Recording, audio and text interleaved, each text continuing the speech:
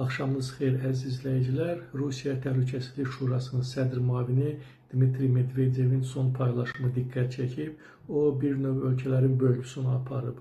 Sitat: "Menyuda yüngül qəlyanaltılar, Brüssel kələmi, Britaniya balıq və çipsləri və Paris xoruzudur. Əsas yemək Kiyev kotletidir, nuş olsun."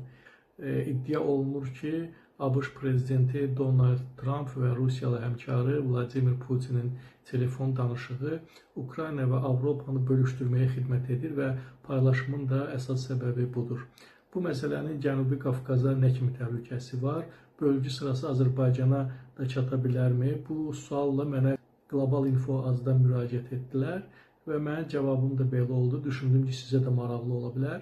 Medvedevin dediyi bu diplomatik dairələrdə geniş yayılmış bir lətifəyə bənzəyir. Bu lətifədə deyilir ki, əgər siz masa arxasında oturmamısınızsa, deməli siz menyudasınız. Medvedev bununla demək istəyib ki, dünyanın sonraki düzənini iki ölkə, ABŞ və Rusiya həll edir.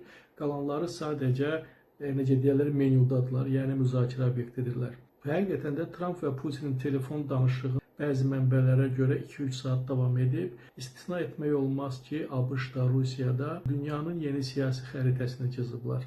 O ki, qaldı Qafqaza, növbə Qafqaza çatıb ya çatmayacaq. Əlbəttə ki, nüfuz dairələrinin bölgüsündə Qafqazın ələlxüsus da Azərbaycanın xüsusi yeri var. Həm bölgə, həm Azərbaycan müstəsna geosiyasi əhəmiyyətə malikdir. Əsas ticarət və enerji yollarının üzərindədirlər. Yəqin ki, bu müzakirələrdə Azərbaycanın da adı hallanıb, lakin Medvedevin Azərbaycan dolması deməməsi onunla bağlı deyil ki, bu müzakirə olmayıb. Sadəcə hazırda ABŞ üçün də, Rusiya üçün də prioritet istiqamətlər bu Ukraynadır, Avropadır, Çindir. Ancaq onlarla işlərini bitirəndən sonra əlbəttə ki, onların nəzərləri keçmiş Sovet ölkələrinə, o cümlədən Azərbaycana yönələcək. Bugünlük bu qədər. Fürsətdən istifadə edib Novruz bayramınızı təbrik edirəm. Süfrələriniz bol olsun.